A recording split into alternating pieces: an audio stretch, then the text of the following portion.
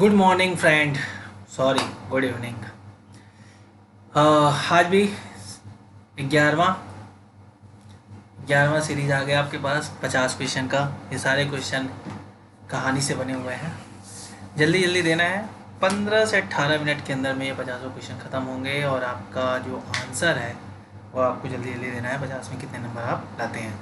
चलिए, इंदुमती और धुलाई वाली में कितने वर्ष का अंतर है। देखिए, ये मैं पूछ क्यों रहा हूँ, क्योंकि जितने वर्ष का अंतर है इतने वर्षों में 3-4 लोग आए हैं और प्रथम कहानी उनको माना है। तो इसका आंसर आप लोगों ने दे दिया होगा, मैं बता देता हूँ, फिर इसको एक्सप्लेन करता हूँ।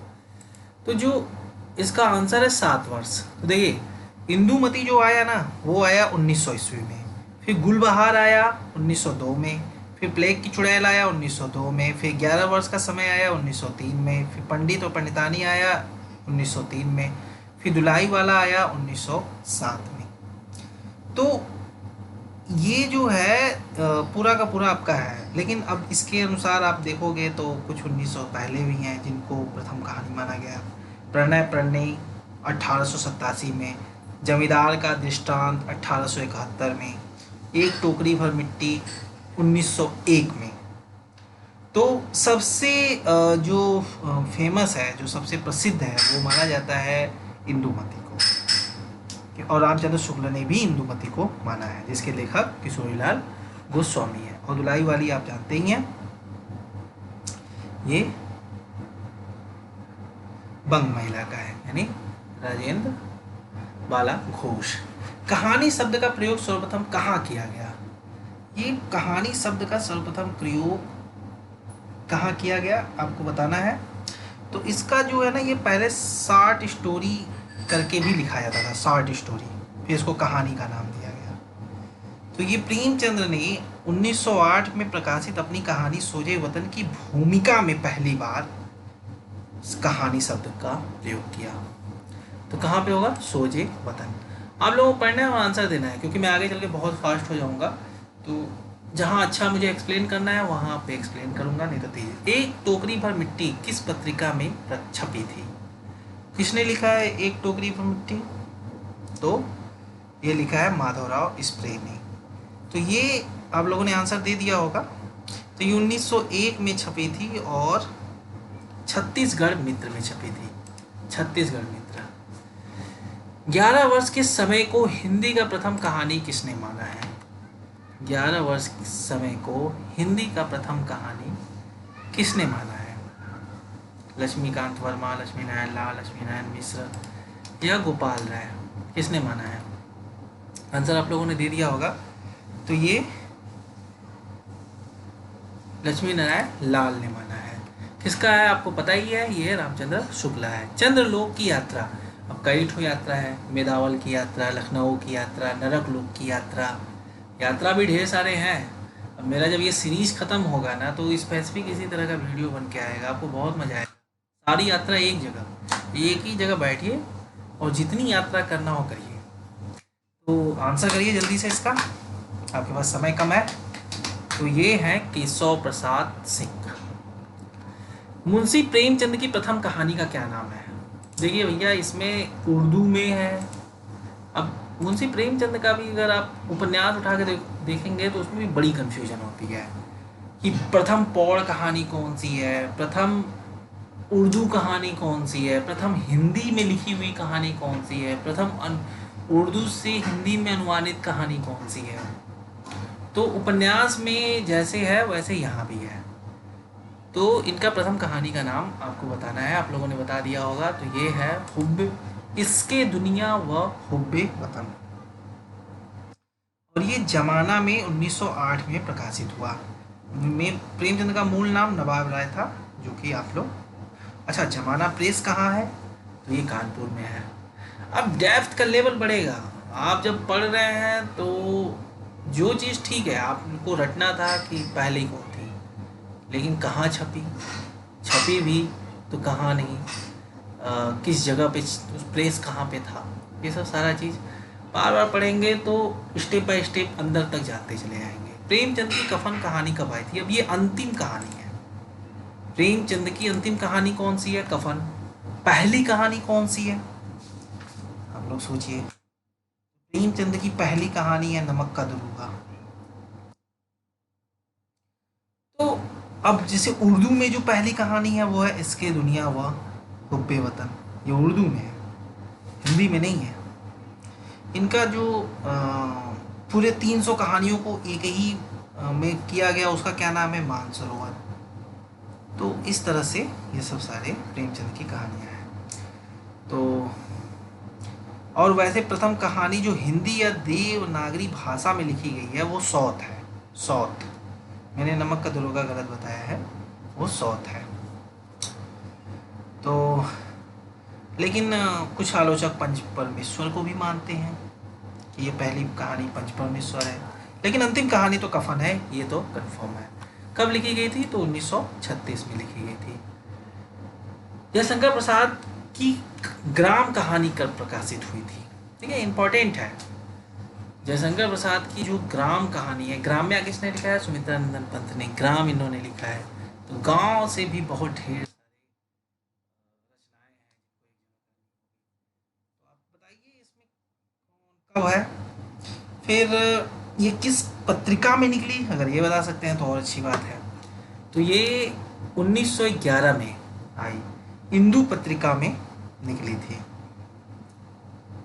और जयशंकर प्रसाद का जो प्रथम कहानी संग्रह है वो छाया है, और छाया हिंदी का भी प्रथम कहानी संग्रह है। तो ये आप लोग जानते रहिए। पत्थर की पुकार किसकी रचना है? पत्थर की पुकार, पत्थर का मैंने इसलिए लिया क्योंकि पत्थर से बहुत आएंगे, अजय खंडार, ये पत्थर, वो रोड़े और पत्थर, रोड़े और पत्थर अजय का है। तो पत्थर को भी एक तरफ करना होगा, सारे पत्थर एक तरफ कर दो, चोट लग जाती है। तो आप लोगों ने आंसर अब तक दे दिया होगा। तो ये जयशंकर प्रसाद की ही है। कलाकार का दंड। कहानी में दो दंड मिलते हैं, एक सज्जनता का दंड, एक कलाकार का दंड। पहले कलाकार का दंड बता दीजिए, फिर मैं सज्जनता का दंड बताऊंगा। सॉरी। तो कलाकार का दंड है वृंदावन लाल वर्मा, और सज्जनता का दंड है प्रेमचंद। कहानी खत्म हो गई, किसकी कहानी है? कहानी खत्म हो गई। जिंदगी एक कहानी है, और जिन लोगों की कहानी खत्म हो जा रही है उनके जिंदगी के कहानी से कुछ सीख लेना है। तो पैसा, दौलत, धन दौलत, पैसा, ज्ञान, ये सब तो ठीक है, ये सब तो सब जुटा के मरेंगे ही, लेकिन इसके अलावा अगर कुछ और जुटा के अगर कोई मर रहा है, जिसको कहते हैं आत्मज्ञान जुटा के अगर कोई मर रहा है, तो फिर तो उसके लिए तो 2 मिनट का काम है, दोबारा आ जाएगा, कहेगा भैया उस जमाने का, उस जन्म का हिसाब है, 10,000 रुपया बाकी है, उसको पे करो। तो इस तरह से एक कहानी चलेगी। जिंदगी एक कहानी है। तो कहानी खत्म हो गई, किसकी कहानी है? ये आचार्य चतुर्सेन शास्त्री का है। इनका एक किताब है वयम रक्षामा, उसको मंगा के ऑनलाइन पढ़ना है शायद। उसमें एक पूरी जो युगों का जो जीवन होता है ना, उसके बारे में शायद बताया गया है। युगों का जीवन, आदमी का जीवन नहीं, समाज का जीवन नहीं, समाज और आदमी तो चेंज हो रहे हैं, और युगों का यानी एक समय का जो जीवन होता है वो कैसे होता है, किस तरह से इंसान को भ्रमित किया जाता है, वो देखने में मजा आएगा। अच्छा, आचार्य चतुर्सेन शास्त्री काफ़ी विद्वान थे। सेली समा बेगम किसकी रचना है? अच्छा, सेली समा बेगम जो है ये आया कैसे? तो दुखवा मैं कासो कहूँ मोर सजनी, ये चतुर्सेन शास्त्री का हिंदी में कहानी है। ये कहानी एक्चुअली सेली समा बेगम का से ही मिला के बनाया गया है, यानी उसमें मॉडिफाई करके बनाया गया है। सेली समा बेगम किसकी है फिर? तो ये है, आप लोगों ने आंसर दे दिया होगा, हरिसाधन मुखोपाध्याय। अब इसमें जितने लोग हैं, महामहोपाध्याय हर प्रसाद शास्त्री, सतीनाथ भादुड़ी, पीताम्बर दत्त बड़वाल, ये सब लोग भी बड़े इंपॉर्टेंट व्यक्ति हैं। तो ये जो पहले हैं महामहोपाध्याय हर प्रसाद शास्त्री, ये काल में जाना पड़ेगा हम लोग। और आदिकाल में ये एक मिनट रुकिएगा, आप लोगों को बताता हूँ। ये आदिकाल में बौद्ध गान ओ दोहा सरहपा का जो था उसके सरहपा के जो दोहा थे उनको संपादित किया था, उसका नाम दिया था बौद्ध गान ओ दोहा। फिर है सतीनाथ बादुड़ी। जो सतीनाथ बादुड़ी हैं ये फणीश्वरनाथ रेणु के गुरु जी थे। एक मिनट रुकिएगा, थोड़ा सा देख लेता हूँ। फणीश्वरनाथ रेणु के ये गुरु जी थे।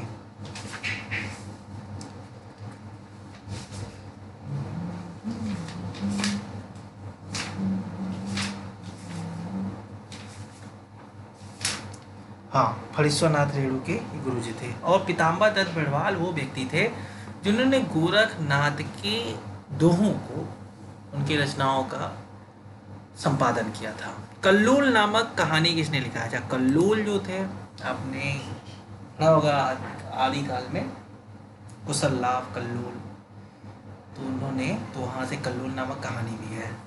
तो किसका है भाई कल्लोल नामक कहानी? तो ये विशंबरनाथ शर्मा का है। सप्तमी के बच्चे किसने लिखा है? सप्तमी के बच्चे किसने लिखा है? ये बहुत इजी क्वेश्चन है, ये सारे के सारे आप लोगों का रटा हुआ है। मैं बस ऐसे ही थोड़ा सा आप लोगों को इजी, थोड़ा सा आनंद के लिए अब ढेर सारे क्वेश्चन इसी तरह के दूंगा। तो सप्तमी के बच्चे किसने लिखा है, जल्दी से बताइए आप लोग। तो ये राहुल सक्रेतैन का है, सप्तमी के बच्चे। उत्तमी की माँ किसकी है? सप्तमी के बच्चे अगर राहुल सक्रेतैन का है तो उत्तमी की माँ किसकी है? सोचने वाली बात है ना। तो उत्तमी की माँ जो है वो यशपाल की है। फिर है उसकी माँ, कहानी किसकी रचना है? उसकी माँ, ये बताइए आप लोग। उसकी माँ है ना, अभी तो किसकी था? उत्तमी की माँ था, अब उसकी माँ, ये किसकी है? आप लोगों ने आंसर दे दिया होगा, उपेंद्रनाथ अस की है। गंगा का बेटा किसका है? किसकी रचना है? किसकी कहानी है? गंगा का बेटा किसकी कहानी है? गंगा जी हैं, गंगा, गंगा का बेटे तो हम सभी हैं, गंगा माँ के बेटे।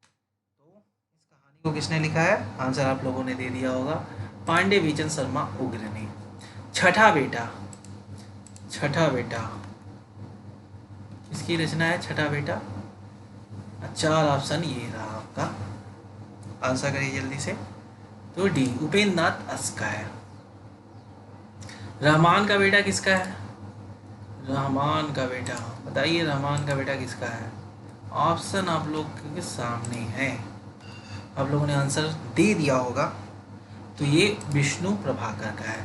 देखिए आप सब लोग देखिए, छठा बेटा, रहमान का बेटा, गंगा का बेटा, ये सब सारे आ गए साथ में। बैंगन का पौधा किसकी रचना है ना? बैंगन का पौधा, ये लग रहा है कि कहानी नहीं एक जोक है, लेकिन बैंगन का पौधा किसकी रचना है आप बताइए। आंसर आप लोगों ने दे दिया होगा, ये उपेंद्रनाथ अस का है। कहानी का प्लाट, अच्छा प्लाट का मोर्चा आपको याद आ रहा होगा। प्लाट का मोर्चा किसने लिखा है? कथेथर वाले में आता है प्लाट का मोर्चा। तो यात्रावृत्तांत में नहीं, रिपोर्टाज में शायद मिलता है प्लाट का मोर्चा। तो इसका आपको बताना है, प्लाट का मोर्चा शमशेर बहादुर सिंह का है। और कहानी का प्लाट किसका है? आप लोगों ने आंसर दे दिया होगा, इतना बहुत समय आप लोगों को दे रहा हूँ, 14 मिनट हो गया। अब जल्दी जल्दी ख़त्म करूँगा, 5 मिनट में सारे के सारे। अब आप लोगों को समय बहुत कम मिलेगा। तो ये है शिवपूजन सहायका। शैतान मंडली किसकी रचना है? किसका कहानी है? अब जल्दी बताइए आप। 4 ऑप्शन, चारों ऑप्शन आपके सामने बता दिया आप लोगों ने। तो ये पांडे बीचन शर्मा उग्र का है। जैनेन्द्र की प्रथम कहानी का क्या नाम है? जैनेन्द्र की प्रथम कहानी का क्या नाम है? ये सारे जैनेन्द्र की कहानी है। आंसर आप लोगों ने दे दिया। तो खेल है। स्पर्धा किसकी कहानी है? आप कहानी देखिए, कहानी आप सारा का सारा रट डालिए, रटना ही है बस। उठिए 4 पन्ना रट डालिए, उठिए 4 पन्ना रट डालिए। ऐसे करते करते आप 10 दिन में 40 पन्ना रट डालेंगे। 40 पन्ना में तो बस बेड़ा पारे है। सुबह शाम रटिए, उठा के रटिए, जब मन करे तब रटिए, रटते रहिए। 24वें का सी होगा, जैनेन्द्र का है स्पर्धा। फूलों का कुर्ता बहुत इंपॉर्टेंट, 2 मिनट के अंदर बताइए। देख लिया, बता दिया, यशपाल का है। खंडहर की आत्माएं किसकी रचना है? खंडहर की आत्माएं, जल्दी बताइए। खंडहर की आत्माएं किसकी रचना है? बता दिया आप लोगों ने, इलाचंद जोशी का है।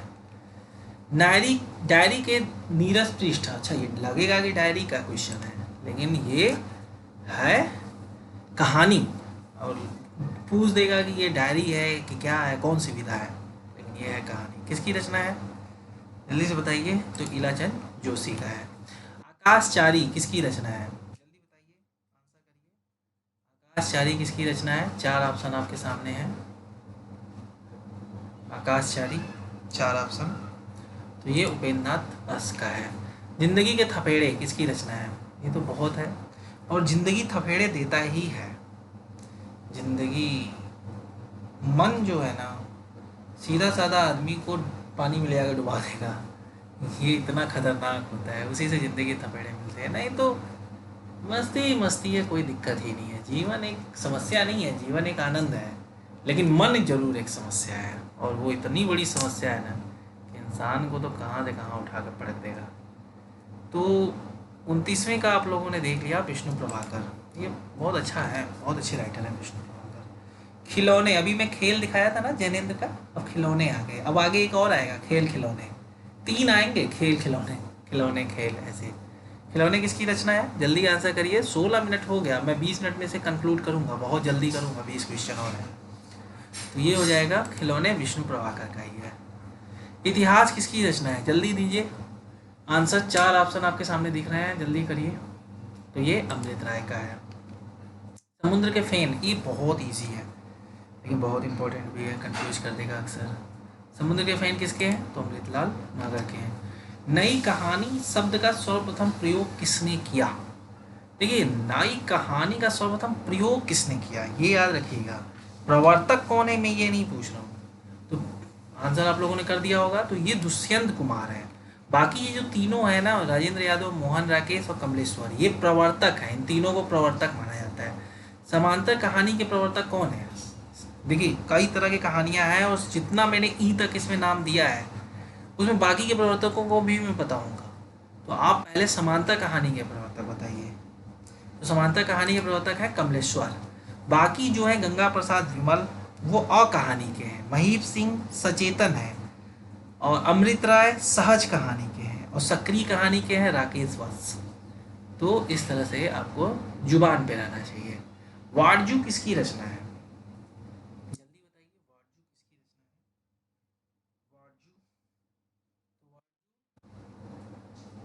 वारजू भीष्म साहनी की रचना है। वारजू जो है वो भीष्म साहनी की रचना है। खेल खिलौने, अभी मैं क्या ना, खेल आया, खिलौने आया, अब खेल खिलौने आ गए, किसकी रचना है? 4 ऑप्शन, जल्दी आंसर करिए। तो ये राजेंद्र यादव की है। इंसान के खंडहर, अभी आपने उसमें ना आत्माएं की खंडहर, अब आ गया आपके पास इंसान के खंडहर। इलाचंद जोशी का था वो। इंसान के खंडहर बताइए किसकी रचना है? तो ये मोहन राकेश की है। मुर्दों का गांव किसकी रचना है? मुर्दों का गांव 38वां, जल्दी ऑप्शन करिए। आप लोगों ने आंसर दे दिया होगा मुझे लग रहा है, चलिए मैं बता देता हूँ, धर्मवीर भारती का है। अच्छा, मुर्दों का गांव, और एक है, कौन सी कहानी है, कहानी में ही है, चलिए आगे देखेंगे। मांस का दरिया किसकी रचना है? मांस का दरिया, आपने पानी का दरिया का नाम सुना होगा, मांस का दरिया 39वें का कमलेश्वर। एक बूंद जल किसकी रचना है? एक बूंद जल, एक एक बूंद जल बचाना चाहिए हमें, तो एक बूंद जल धर्मवीर भारती की है। चांद और टूटे हुए लोग, चांद से भी बहुत सारे क्वेश्चन बनेंगे, लेकिन ये तो आपका कहानी अगर आपने रट के बैठे हैं ना, तो आपका चेक किया जा रहा है कि कितना सही में आप रट के बैठे हैं कहानी में, वो चेक किया जा रहा है। चांद और टूटे हुए लोग धर्मवीर भारती का है। बीच बहस में, अब क्या होता है ना कि हम लोग बात करते हैं और बीच बहस में ही बात बिगड़ जाती है, कहीं ना कहीं, कहीं का कहीं पहुंच जाता है, और ये सारा खेल मन का और ईगो का है। जब भी हम बहस करते हैं तो मान के लें चलो यार, अनंत है दुनिया, ईश्वर की लीला अनंत है, हमें क्या मतलब है, थोड़ा सा हार ही सही, कोई कि यहाँ एकदम एग्जैक्टली सत्य तो चलेगा ही नहीं। और जब आइंस्टाइन का जो आया था निरपेक्षता का सिद्धांत, तो हर चीज किसी न किसी के प्रति सापेक्ष है, थोड़ा सा वो है। तो 42वें का होगा डी, निर्मल वर्मा। अग्निखोर किसकी रचना है, जल्दी बताइए। अब आपका 20 मिनट हो गया, अब मैं जल्दी जल्दी खत्म करूंगा, 20 मिनट हो गया। तो अग्निखोर का भी डी होगा, फणीश्वरनाथ रेणु। आदमी जो हम बना रहे हैं, 44वां, जल्दी आंसर करिए। कर दिया आप लोगों ने, रघुवीर सहाय। आदिम रात्रि की महक किसकी रचना है, जल्दी बता दिया आप लोगों ने, तो फणीश्वरनाथ रेणु की है। महाभोज किसकी रचना है, एक मनु भंडारी की है लेकिन ये अलग है, तो महाभोज शैलेश मिटियानी की है। गरीबी हटाओ, हटा दो यार, गरीबी हटा दो। मैं तो कह रहा हूँ कि बच्चा जन्म ले तो उसे पहला ही शब्द सिखाना चाहिए कि बेटा गरीब नहीं रहना है, यहाँ पे गरीब नहीं रहना है। 47वें का ए, रविंद्र कालिया। फिर घोसी का घटवार किसकी रचना है, आंसर जल्दी दे दिया होगा आप लोगों ने, शेखर जोशी। विदूषक किसकी रचना है, विदूषक, विदूषक शब्द का अर्थ क्या होता है आप लोग सोच के बताइएगा, विदूषक किसकी रचना है, तो ये रामदरस मिश्र का है। आदमी नामा किसकी रचना है, आदमी नामा 6, 7, 8 में कहीं लगा भी हुआ है, आदमी नामा किसकी रचना है, तो ये काशीनाथ सिंह का है। चलिए खत्म हो गया, धन्यवाद।